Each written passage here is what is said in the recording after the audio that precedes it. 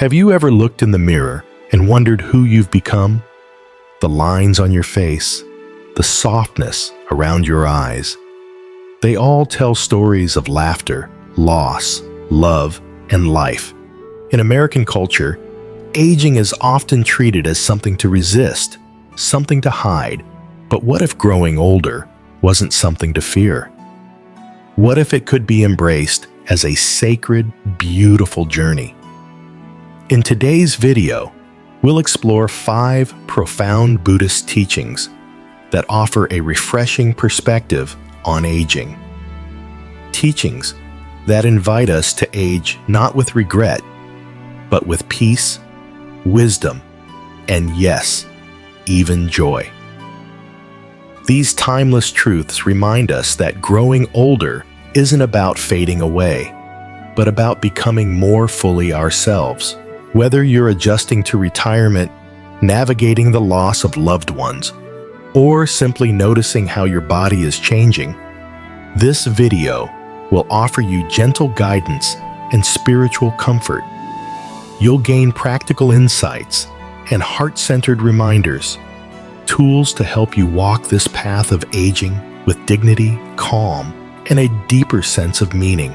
So, take a deep breath, settle into your chair, and let's journey together through the wisdom of Buddhism, a path that shows us how to age not just gracefully, but gratefully. As we begin to explore the first teaching, let's start with a powerful shift in perspective. Aging is not a loss, it's an unfolding. Every wrinkle on your face, every strand of gray hair is a silent storyteller. These marks of time are not signs of decay, but symbols of a life well lived. They reflect your journey, your resilience, your triumphs, your moments of growth and grace. In Buddhist philosophy, beauty is never measured by youth or perfection. Instead, real beauty arises from presence, compassion, and wisdom. It lives in the way we carry ourselves, in the kindness we extend to others, and in the deep, quiet strength that only time can bring.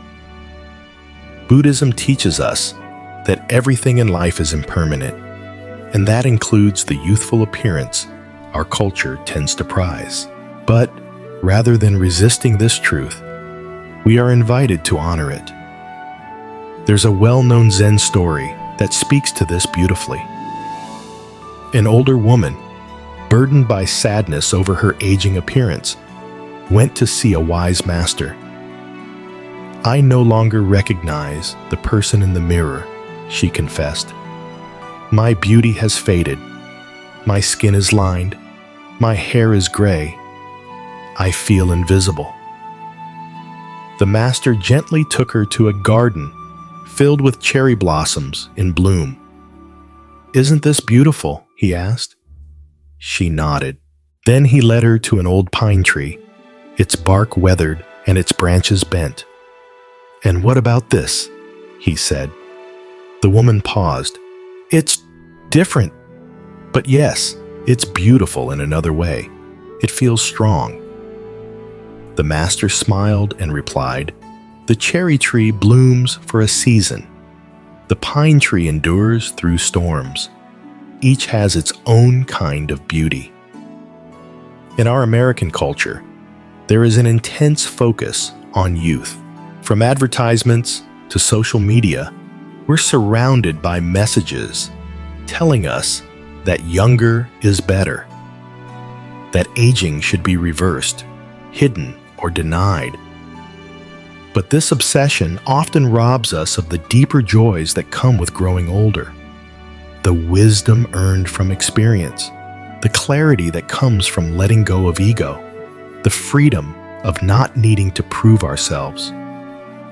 Imagine if we stopped seeing age as a flaw and started seeing it as a badge of honor. What if, instead of trying to look younger, we celebrated the life behind our years?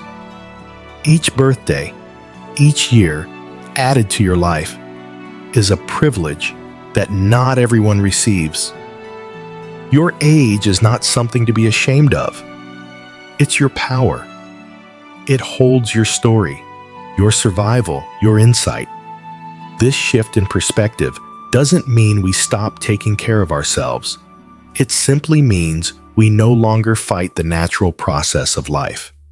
Instead, we soften into it. We honor the vessel that has carried us through so many seasons.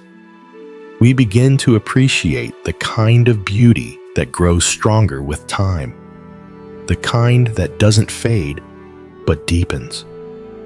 So the next time you catch your reflection and feel tempted to critique what you see, pause, look deeper, see the life that's been lived, the love that's been shared, and the strength that still remains. In that moment, remember, your age is not a burden. It's a gift, and with it comes a quiet kind of power that no wrinkle cream or cosmetic procedure could ever replace. As we move into the second teaching, we are invited to take a closer look at something deeply personal, our aging bodies. In a world that often worships youth and physical perfection, growing older can sometimes feel like a betrayal of what we once were. But what if, instead of seeing our bodies as broken or fading, we began to see them as sacred? What if we honored them for everything they've carried us through? Your body may not move as quickly as it once did. It may ache in new places, take longer to heal, or need more rest than it used to. And yet, it still serves you. Every day, your body breathes for you, carries you, allows you to experience the world through touch, taste, sight, sound, and scent. That alone is a miracle. It deserves not only care, but deep respect. In Buddhism, the body is often seen as both a temple and a teacher. It houses our spirit, our consciousness, our karma. It teaches us about impermanence, about patience, and about compassion, especially self-compassion. Rather than something to be fixed or fought, the aging body is something to be listened to. Its changes are not failures. They are invitations to slow down, to tune in, and to live with more awareness. There is a story often told in Zen circles about an elderly monk who was once a strong rower in his youth. As the years passed, his joints stiffened and his hands curled with arthritis. One day, a young novice noticed the old monk still using his weathered boat to cross the lake, even though it moved much slower than before. "Why don't you get a new boat?" the novice asked. The monk smiled and said, "This boat may be old, but it still carries me across. It has known storms and sunshine. Its wood is worn, but strong. I trust it." Just like that boat, our aging bodies have carried us through life's storms and sunshine. They may be weathered, but they are still sacred. For older adults in America, where fitness trends and anti-aging industries often send mixed messages, it's easy to compare our present selves with who we were in our 30s or 40s. But constantly looking back can rob us of what's right here, what's still possible, still joyful, still strong. The truth is, you don't have to move like you once did to live fully.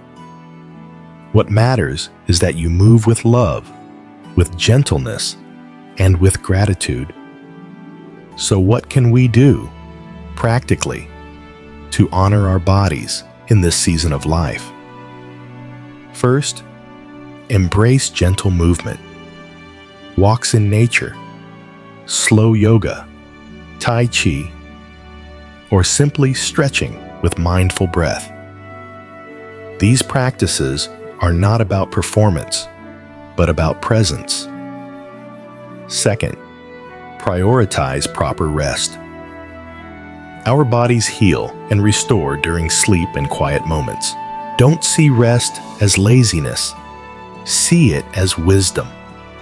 And finally, nourish your body with good food. Whole foods, warm meals, and plenty of hydration are acts of love and care. When you start viewing your body through this lens, everything changes. You stop judging it and start listening to it. You stop criticizing and start appreciating. You begin to feel a new kind of relationship, not one of control, but of companionship. So remember this: your body is not broken. It's wise. It knows how to carry you forward, even at a slower pace. It knows how to hold your spirit with grace. And when you care for it with kindness, it becomes more than a vessel. It becomes your most faithful friend. As we journey into the third teaching, we come face to face with a truth that can feel uncomfortable, even painful. The idea that one day we may be forgotten. Names fade, faces blur. Even those who love us most deeply will one day move on with their lives. And yet, Buddhism gently invites us to let go of the need to be remembered, because true peace doesn't come from clinging to legacy. It comes from living fully in the now. At the heart of this teaching is the Buddhist concept of anatta, or no fixed self. In Western culture, we often define ourselves by our achievements, our stories, or how we will be remembered. But Buddhism reminds us that we are not isolated, permanent beings. We are part of something far greater. Just like waves on the ocean, we arise and pass, but the ocean remains. Our impact ripples outward, even if our names disappear. Think of the moon on a cloudy night. You can't always see it, but you know it's still there, casting light behind the veil. In the same way, your love, your kindness, your presence, it matters, even when no one is watching, even when no one remembers. Your influence doesn't depend on your name being spoken. It lives in every heart you've touched, every life you've eased. For many older adults in America, especially those who have raised families, worked hard, and lived full lives, there may be an unspoken fear. Will anyone remember me when I'm gone? It's a deeply human concern. We want to know that we mattered, that we won't simply disappear. But here's the shift that Buddhist wisdom offers. What if you don't need to be remembered to have mattered? What if your presence today, your smile, your kindness, your wisdom is enough? Legacy doesn't have to be carved in stone or written in books.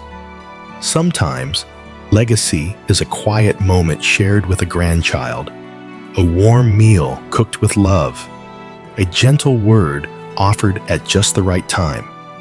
These things may never be recorded in history, but they live on, carried silently in the hearts of others. Letting go of the need to be remembered is not about giving up. It's about giving in to the beauty of the present. It's about releasing the weight of trying to be permanent in a world that is always changing. When we do that, we free ourselves to live more fully, more lightly, more joyfully. So how do we begin this letting go? Start by noticing when the need for recognition arises. Be kind to yourself in those moments. Don't push the feeling away. Just observe it. Then, gently bring your attention back to the here and now. Ask yourself, am I living in alignment with my values today? That's what matters. That's what lasts. There's a quiet liberation in realizing that we don't have to be remembered to have lived a meaningful life. Just as the moon doesn't need to be seen to shine, we don't need constant acknowledgement to be whole. What we give in each moment is enough. So remember, it's not about being remembered. It's about being present. It's about showing up with love, with awareness, and with an open heart. That presence, even if it leaves no name behind, leaves something far more powerful: peace. As we grow older, one of the deepest sorrows we face is the loss of those we love. Partners, siblings, dear friends. People who shaped our lives slowly begin to leave this world. In American culture, we often hear phrases like "move on" or "find closure." But Buddhism offers us a different path, one that honors both grief and love. It teaches us that we don't have to get over loss. Instead, we learn to carry it with compassion. Because while loss is real, so is love, and love doesn't die. In Buddhist tradition, there's a powerful story called the parable of the mustard seed. It tells of a grieving mother who loses her only child. Desperate to bring him back, she approaches the Buddha and begs for a cure. He tells her to find a mustard seed from a home that has never known death. She searches far and wide, but every home she visits has its own story of loss.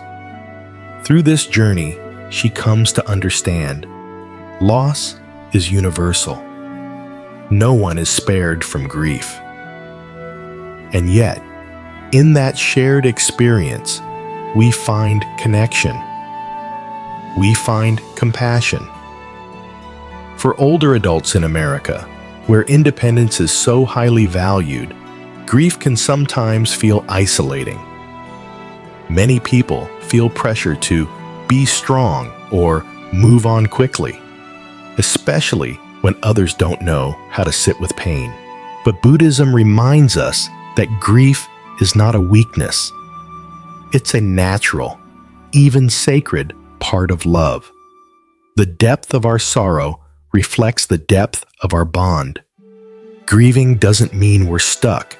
It means we're human. And here's something beautiful to remember.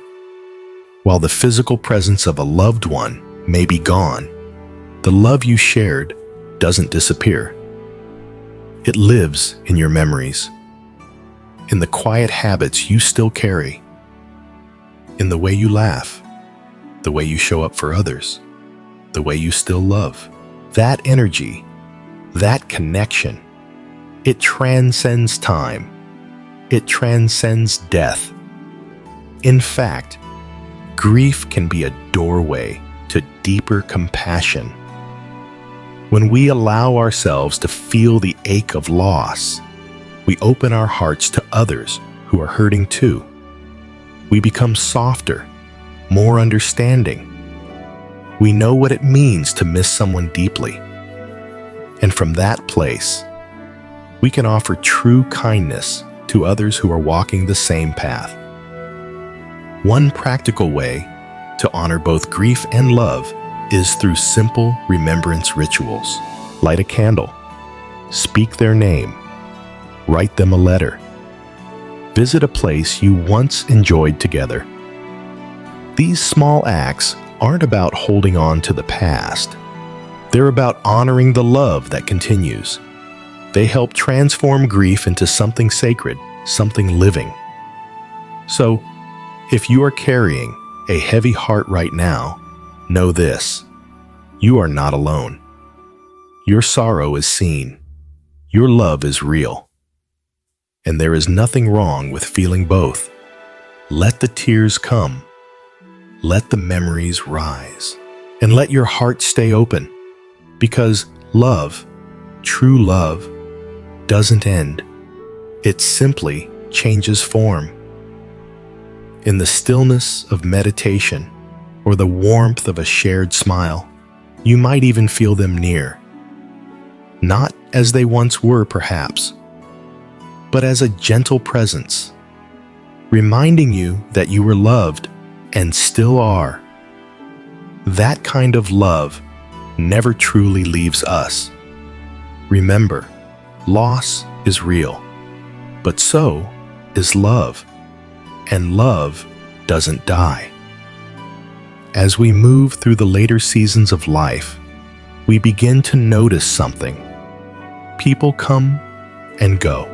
Friends we once spoke with every day slowly drift away. Children grow up and begin lives of their own. Even longtime neighbors may move on or pass away. This natural ebb and flow of relationships can leave us feeling abandoned, lonely, or questioning our worth. But in Buddhist wisdom, there is a gentle truth that offers comfort: impermanence. Known as anicca, this teaching reminds us that everything changes. And that's not only okay, it's the very nature of life. Not every relationship is meant to last forever. Some people come into our lives for a moment, others for years. Each brings something unique, a lesson, a memory, a shift in our path. Trying to hold on tightly to everyone we've ever loved or known only creates suffering. Like the tree that sheds its leaves in autumn, we too must learn to let go with grace. The tree doesn't curse the wind or mourn the falling leaf. It simply trusts the cycle and makes space for what's next. There's a quiet beauty in recognizing that every relationship has its season. Think back to those who were part of your journey decades ago. Maybe a childhood friend, a first love, or a coworker who felt like family. Where are they now? Some may still be near, others far. Some may be gone altogether, but each left an imprint, helped shape who you are, and then moved on, just as you have from their story too.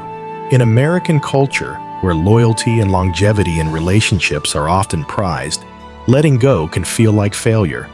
But Buddhism invites us to see this differently. Letting go doesn't mean the relationship didn't matter. It doesn't mean you didn't care. It simply means you're honoring the truth of impermanence. You're allowing things to unfold naturally, without clinging or resistance. For older adults especially, this perspective can be deeply healing, whether it's adjusting to children who are more distant now, coping with the end of a friendship, or navigating feelings of being forgotten. This teaching offers peace.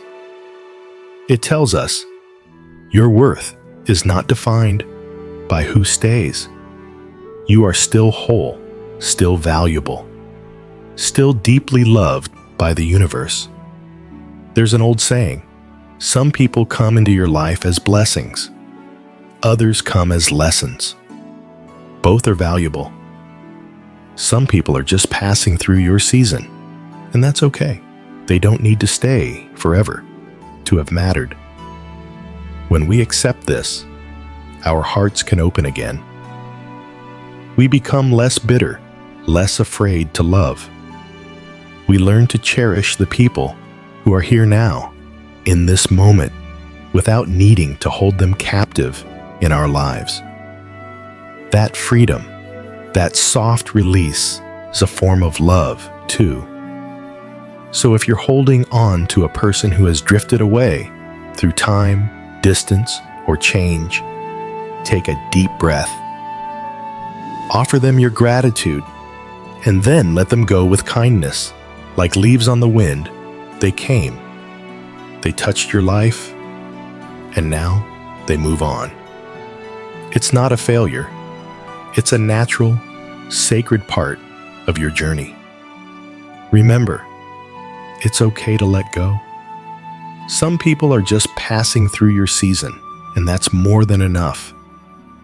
As we come to the end of this gentle journey together, let's take a moment to reflect on the 5 powerful Buddhist teachings we've explored today.